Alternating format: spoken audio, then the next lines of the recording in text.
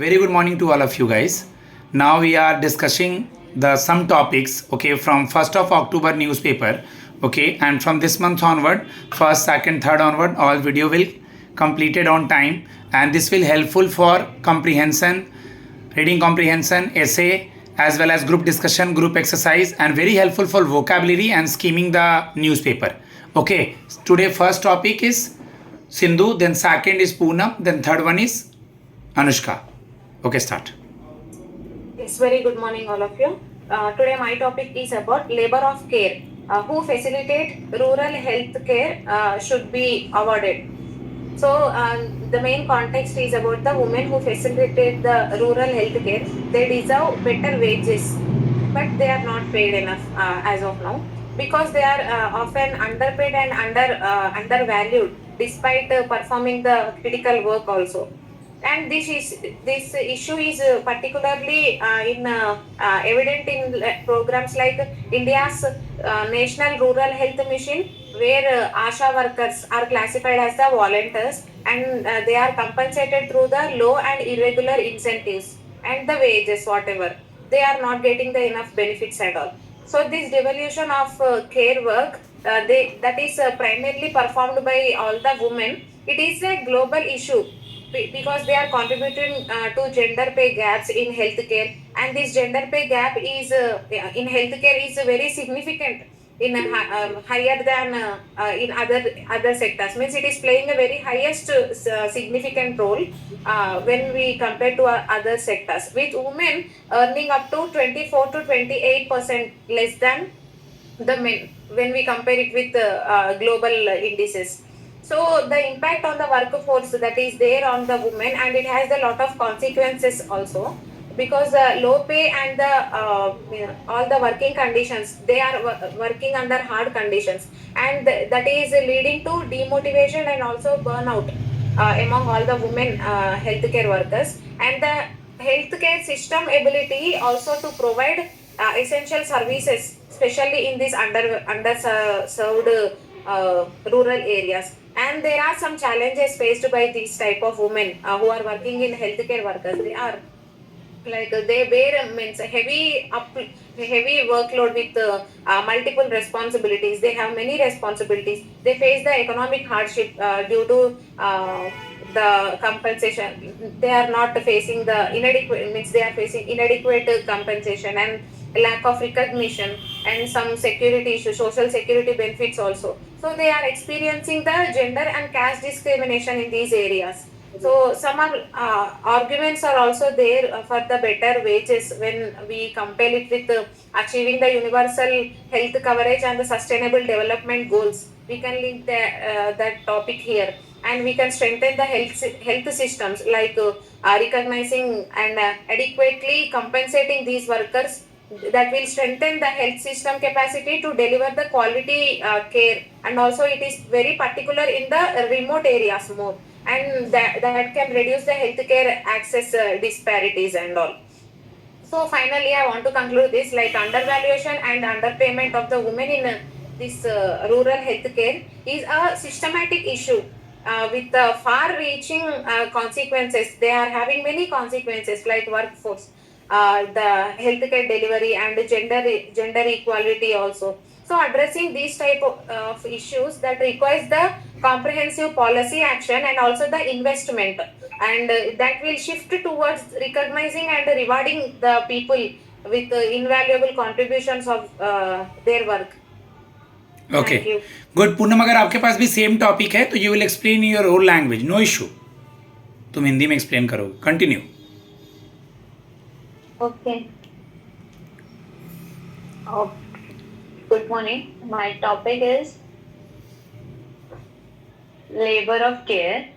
इस टॉपिक में मतलब इस टॉपिक में बोला गया है कि जो महिला जो है विमेन्स है जो स्वास्थ्य को लेकर काम करती है स्पेशली रूरल एरियाज में, उनको मतलब उनके हिसाब से पेमेंट नहीं दिया जा रहा है. तो उस हिसाब से उसमें बताया गया है कि उनको कम पेमेंट, जो ये महाराष्ट्र का एग्जाम्पल लिया हुआ है कि क्या बोलते हैं अनुशासन स्त्री परिचारिका, ये जो है ये सबसे हार्डवर्क ज्यादा मतलब इनका इम्पोर्टेंट काम होता है, बट इनको सबसे कम इस पे पैसे दिए जाते हैं. उनकी जो 2016 से उनकी जो पेमेंट है अब तक 3,000 रुपये पे ही अटकी हुई है, जो कि 1 दशक हो गए हैं अभी। और उनके जो जॉब को लेके कोई उनके सेफ्टी मेजर्स या पेंशन जैसी कोई चीजें या फिर ट्रैवलिंग एक्सपेंसेस जो मिलते हैं और बाकियों को, वैसे उनको कुछ भी नहीं मिलता है। और 2023 में जो नागपुर के जो एक ये है लेबर कोर्ट है, उन्होंने बोला था कि जो मिनिमम वेजेस एक्ट के हिसाब से इनका फीस बढ़ाना चाहिए, और ये सिर्फ स्टेट गवर्नमेंट तक ही रह गया। उन्होंने इसको दबा दिया, इस टॉपिक को आगे नहीं बढ़ाया, और अभी 2023 दिसंबर में उनके पेमेंट को बढ़ा के 5,000 तक कर दिया गया है, और जो कि मतलब एज एन मल्टीपर्पजली काम करने वाले जो काम करते हैं उनसे बहुत ज्यादा कम है। इससे उनका पूरा मंथली काम नहीं हो सकता है। और ये जो मतलब उनका बोला गया है कि इस आशा और आंगनवाड़ी जो है कार्यकर्ता, उनके भी एग्जाम्पल्स दिए हुए हैं, उनके साथ भी ऐसे ही है, और अनदेखा किया जा रहा है क्योंकि वो गरीब है और या फिर वो मतलब रूरल वीमेंस है, तो उनके और वो सार्वजनिक जो होता है अपने पब्लिक प्लेस पे जो मतलब जेंडर डिस्क्रिमिनेशन है और कास्ट को लेके जो भेदभाव होता है उसको दिखाता है ये। और उन्होंने बोला है कि इन जो जो ये विमेन्स जो काम करती है उनको एज एन एम्प्लॉय नहीं, उनको एज अ वॉलंटरीज कहा जाता है, और उनको सैलरी नहीं दी जाती है इसका, बट उनको इंसेंटिव दिया जाता है, और जो इंसेंटिव भी इतना लेट मिलता है कि उनसे उनका मतलब मंथली गुजारा करना मुश्किल है। और मतलब और उनको ये जो वॉलंटरी का टैग दिया गया है, इसके वजह से जो सरकारी गवर्नमेंट्स में जो मतलब से काम कर रहे हैं उनको जो चीजें मिलती है वो सब चीजें इन्हें नहीं मिल पाती है, और इन सब चीजों से ये दूर है और इन्हें ये सब चीजें पता भी नहीं है। और ये मतलब इसमें कैसा बोला है कि एक कॉन्ट्राडिक्ट रिस्क है कि एक तरफ तो जो इंडियन गवर्नमेंट है वो बोलते हैं कि ये जो बहुत इन पे डिपेंड है रूरल एरिया, जैसे कि मातृ शिशु स्वास्थ्य हो गया और टीकाकरण हो गया, जैसे कि हॉस्पिटल्स में काम करना, और दूसरी तरफ उनको उनका जो न्यूनतम लाभ प्रॉफिट है उसका वो भी देने से मना करती है। और जब मतलब ये वास्तविक में उनका शोषण जैसा ही हुआ। और ये महिला मतलब जो है विमेंस, ये इनको ना ही बीमा और ना ही मतलब जो उनमें बहुत सारे जोखिम होते हैं जो काम करने के दौरान, उसके लिए कोई बीमा वगैरह भी नहीं है।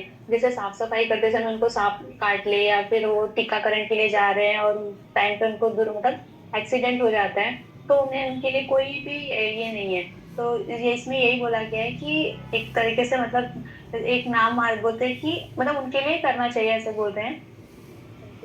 Good. Anushka last. Yes, sir. Good morning, all. Today, my topic is that 7.42 crore voters on Bihar final electoral rolls at the end of SIR. Guys, this topic is very popular since last 2 months. Special intensive revision. Okay? Continue. Yes, sir. So, इसमें ये बोला गया है कि जो भी 7.42 crore voters थे, ये एक फाइनल और official total number of list बनाई गई थी जितने भी एलिजिबल वोटर्स थे बिहार में जो कि अपकमिंग इलेक्शन में पार्टिसिपेट कर सकते थे। और जब ये SIR कंप्लीट हुआ पूरा प्रोसेस, तो उसके बाद जो नंबर्स थे वो कम हो गए क्योंकि ड्यू टू जो पहले वाली थी उसमें बहुत सारे डुप्लीकेट नेम थे, डेथ केस इन्वॉल्व थे, तो वो सारे रिमूव किए गए। सो आफ्टर डिलीशन जितने भी ये नंबर्स थे, जो बहुत लार्ज नंबर का डिफरेंस आया, और मोस्टली जो थे वो डेथ था, परमानेंट माइग्रेशन था या तो डुप्लीकेशन था। इसकी वजह से फिर 7.24 करोड़ वोटर्स अबाउट जो फाइनल रोल का वो आया। फिर इसके बाद अपूर्वा कुमार सिंह जो असिस्टेंट डायरेक्टर है, उन्होंने ये भी बोला कि अगर कोई भी पर्सन स्टिल विश करता अप्लाई के लिए कि उसे अपना नाम देना है इलेक्टोरल रोल में, तो वो अपना नाम सबमिट कर सकता है 10 दिन पहले, बिफोर 10 डेज ऑफ इलेक्शन। और इसके बाद जो भी इलेक्टोरल लिस्ट जो प्रिपेयर होती है वो बहुत ही क्रूशियल स्टेप होती है बिफोर एनी मेजर इलेक्शन। किसी भी इलेक्शन से पहले वो जो लिस्ट होती है वो बहुत ही जरूरी होती है। क्यों? क्योंकि आफ्टर चेक मतलब पोलिंग के टाइम चेक करने के लिए। तो इस पे बिहार में अभी कंट्रोवर्सी भी हुई थी कि अब जितनी भी अपोजिशन पार्टीज थी वो सारी बोल रही थी कि जितने भी जेन्युइन वोटर्स हैं उनको डी फ्रेम किया जा रहा था कि वो वोट ना दे पाए, मगर जो ECI है उसने ये बोला था कि जो ये स्टेप है ये प्योरिटी के लिए है फॉर द इलेक्टोरल रोल्स, कि कोई भी पर्सन अपनी डबल आइडेंटिटी से वोट ना कर दे, इस वजह से उन्होंने वो कंडक्ट किया था। डन, कंप्लीट हो गया अनुष्का। लास्ट में बोलते हैं कि हाँ कंक्लूड हो गया है, ऐसे करके बोला जाता है बेटा।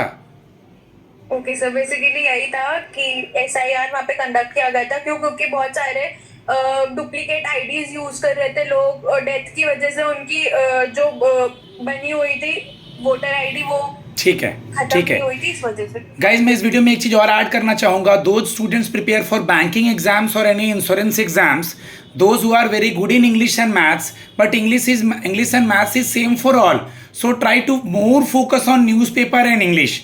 If you will do good in newspaper and English and descriptive, it will be very beneficial for you guys. Contact for prelims, mains and interview. My number is 7503235358. Thanks a lot.